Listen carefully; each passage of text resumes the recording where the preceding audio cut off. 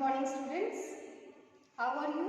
I hope you all are good and you have completed your homework also. So students, I have given you homework that you will see, you will look the figure 4 and figure 5, and in this figure you have seen that there are lots of designing here in the vessels, in the vase, or on clothes also, है ना? So ये जो आप देख रहे हैं figure 4 अ shawl border, ठीक है, ये एक शॉल है जिसका बॉर्डर यहाँ पे शो किया गया है. See the designing of this shawl. Okay. And figure 5 17th century candle stand brass with black overlay. ठीक है, ये क्या है? ये 17th century का एक कैंडल स्टैंड है, ठीक है, कैंडल जलाने वाला है. और आप इसका बाहर का जो देख रहे हैं, है ना, ये ब्रास का बना हुआ है एंड बाहर जो है आप देख रहे हैं ब्लैक ओवरलेस है ना, ब्लैकिश इसमें डिजाइनिंग की गई है. ठीक है, तो बहुत ही ब्यूटीफुल डिजाइन की गई है. और कब की बात है? ये 17th century की बात है. ठीक. यस.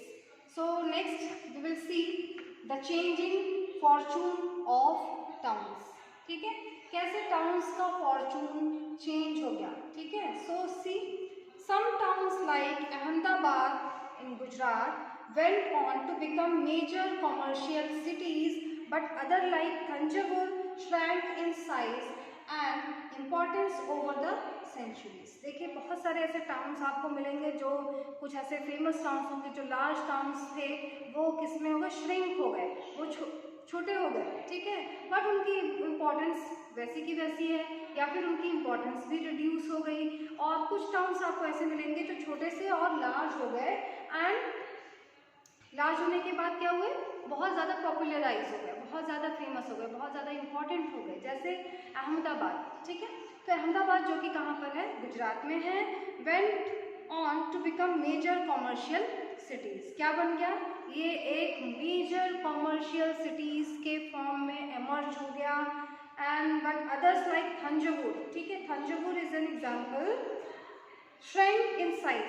थंजावुर का पहले जो साइज था वो अब श्रैंक हो गया, सिकुड़ गया, मतलब छोटा हो गया थंजावुर का size. And importance over the century. ठीक है, मतलब उसकी इम्पोर्टेंस क्या थी? सेंचुरीज तक बनी रही. ठीक है. मुर्शिदाबाद वेस्ट बंगाल बहुत फेमस है, सभी ने सुना होगा. On the bank of the Bhagirathi which rose the prominence as a center for silk and became the capital of Bengal in 1704. ठीक है, मुर्शिदाबाद की बात करते हैं. मुर्शिदाबाद कहाँ पे है? वेस्ट बंगाल में है. और कहाँ पर है? किस रिवर के किनारे है? भागीरथी रिवर के किनारे पे है, बैंक पे है. Which rose to prominence as a centre, जो धीरे धीरे करके क्या हुआ? एक प्रोमिनेंट सेंटर के रूप में इमर्ज हो गया, मतलब एक बहुत इंपॉर्टेंट सेंटर के रूप में, कॉमर्शियल सेंटर के रूप में डेवलप हो गया. एंड वो बेसिकली किसके लिए फेमस हो गया? सिल्क. ठीक है, तो सिल्क सेंटर के रूप में फेमस हो गया and became the capital of Bengal. और इतना इंपॉर्टेंट हो गया, इतना फेमस हो गया कि वो 1704 में बंगाल का कैपिटल बन गया. ठीक है, आप सोचो वेस्ट बंगाल का कैपिटल कौन था 1704 में? मुर्शिदाबाद. ठीक है. Decline in the course of the century as the weaver faced competition. लेकिन धीरे धीरे क्या हुआ कि इसकी जो इम्पोर्टेंस है वो डिक्लाइन हो गई, यानी कि कम होती चली गई. Why? Because the weavers faced competition. Weavers जो थे वहाँ के वो कंपटीशन फेस कर रहे थे from cheap mill made cloths from England. ठीक है, मिल मेड क्लोथ्स मीन्स जो मिल्स में, जो फैक्ट्रीज में क्लोथ्स बन रही थी, कहाँ पर बन रही थी? इंग्लैंड में बन रही थी. ठीक है, तो इंग्लैंड के पास थी न्यू टेक्निकल मशीन्स थी जिनसे वो क्लोथ्स प्रोड्यूस कर रहे थे और बहुत चीप क्वालिटी में, मतलब बहुत चीप प्राइस में, बहुत सस्ते क्लोथ्स प्रोड्यूस कर रहे थे थ्रू मशीन्स. वो उन क्लोथ्स को ला करके इंडियन मार्केट में सेल करते थे, जिसकी वजह से इंडियन क्लोथ्स की डिमांड कम हो गई थी. तो जो इंडियन वीवर्स थे उनको बहुत सारी डिफिकल्टीज फेस करनी पड़ी थी, बिकॉज उनका जो प्रोड्यूस था, उनके जो क्लोथ्स थे वो मार्केट में कम सेल हो रहे थे. क्यों? क्योंकि जो इंग्लैंड के मशीन मेड क्लोथ्स थे वो देखने में, क्योंकि मशीन से बने हुए तो देखने में भी अच्छे होते थे, क्लीनिंग होती थी, कहते हैं ना सफाई थी काम में, मतलब कपड़ों की की क्वालिटी बहुत अच्छी थी। उसके बाद उसमें जो कलर यूज़ किए जाते थे, जो मटेरियल यूज़ किया जाता था, और तो और क्योंकि वो मशीन में बहुत जल्दी जल्दी प्रोड्यूस होते थे, इसलिए उनका कॉस्ट भी कम था। तो हमारे इंडिया में क्या चीज़ें चलती हैं, बिकॉज इंडिया की पॉवर्टी तो आप सभी जानते हैं, इंडिया कितना पुअर था ड्यूरिंग ब्रिटिश पीरियड। तो उस समय हम इंडियंस को क्या चाहिए, अगर सस्ते में कोई अच्छी चीज़ हमें मिल रही है तो ऑब्वियसली हम वो परचेज करेंगे। जो इंग्लैंड के मशीन मेड गुड्स थे वो क्योंकि चीप थे, मतलब सस्ते थे, और साथ साथ क्या थी, उनकी क्वालिटी भी अच्छी थी। तो मार्केट में अगर हमें सस्ते और अच्छी चीज़ मिलेगी तो हम ऑब्वियसली उसी को खरीदेंगे, ना कि हैंडमेड महंगे क्लोथ्स को खरीदेंगे, है ना। तो जो हमारे इंडियन वीवर्स थे वो हैंडमेड कपड़े बनाते थे, तो वो हैंडमेड कपड़े क्या थे, बहुत महंगे होते थे as compare to machine made cloths of England, ठीक है। तो इसलिए महंगे कपड़े नहीं खरीद पाते थे, इसलिए वो सस्ते कपड़े खरीद लेते थे। Yes, a closer look Hampi, Masulipattnam and Surat. Now we will discuss about this topic. A closer look,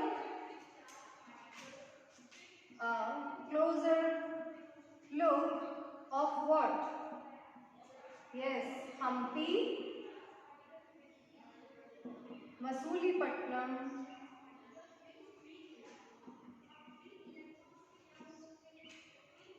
and Surat.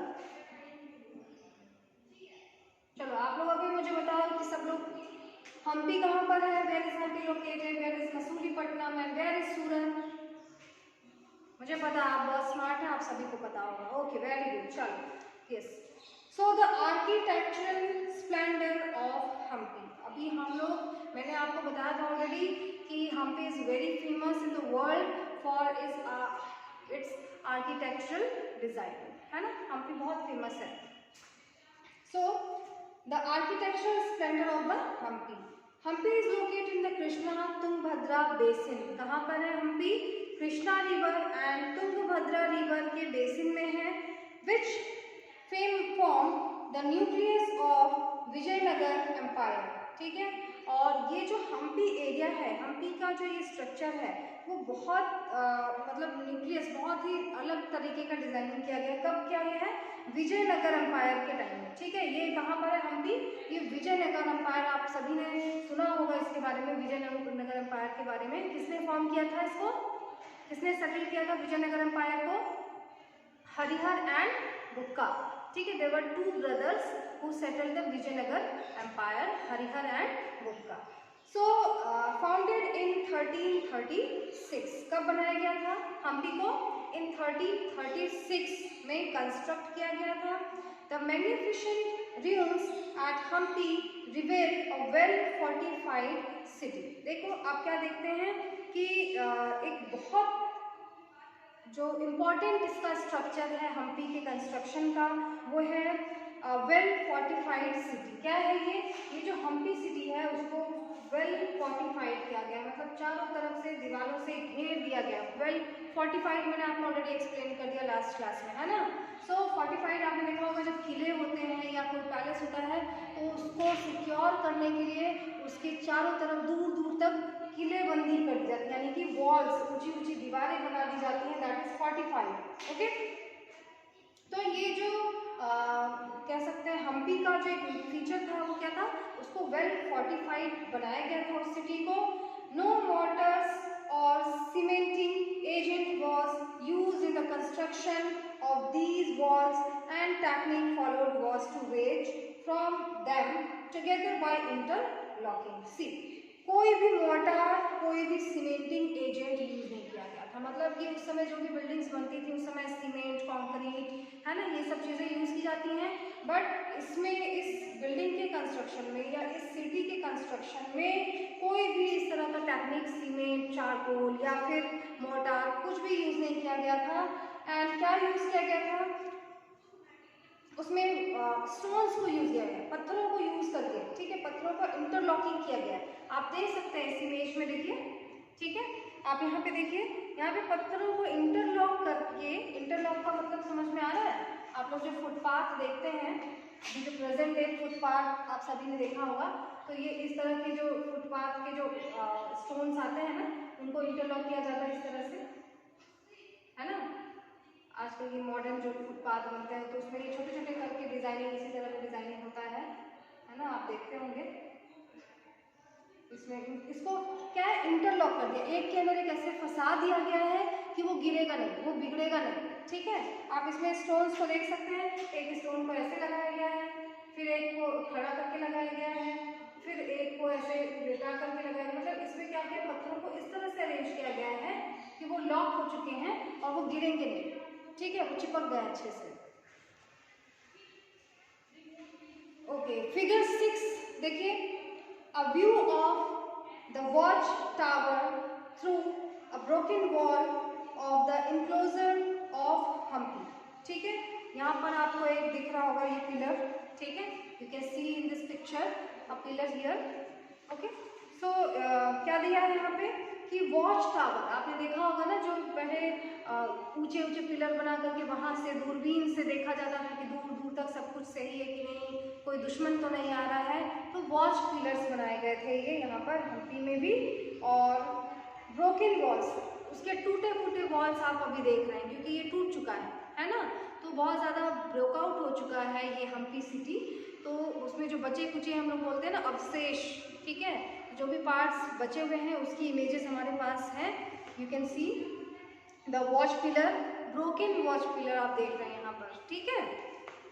Yes, next a fortified city, और next topic is a fortified city. Yes, this is how a Portuguese traveller Domingo प्यास described Hampi in the 16th century। देखो यहाँ पर क्या दिया है कि this is how Portuguese traveller कौन, डोमिंगो पियास, ठीक है।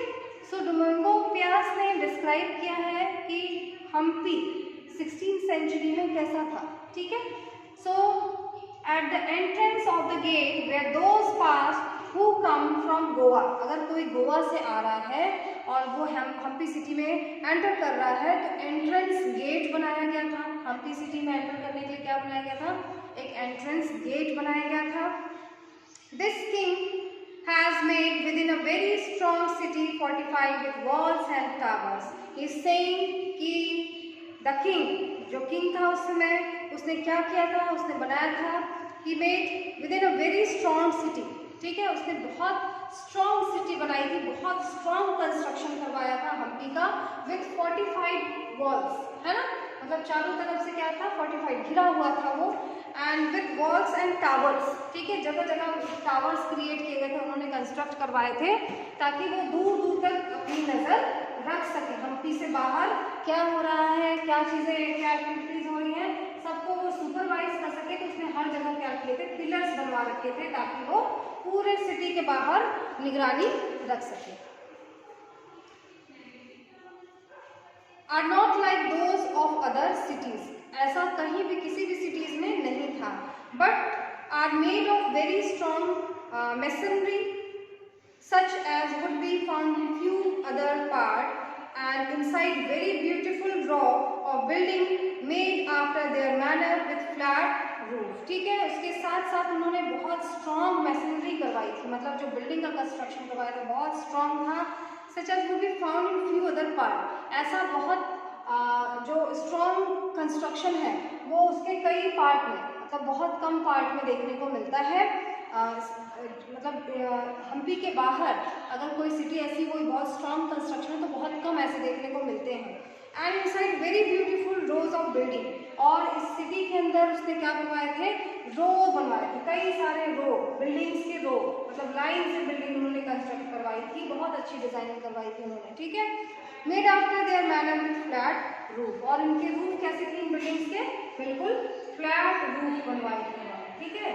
बिल्डिंग्स को उन्होंने रो में बनवाया था और रूफ उनकी कैसी थी, फ्लैट रूफ थी, ठीक है। Yes, so we have completed this.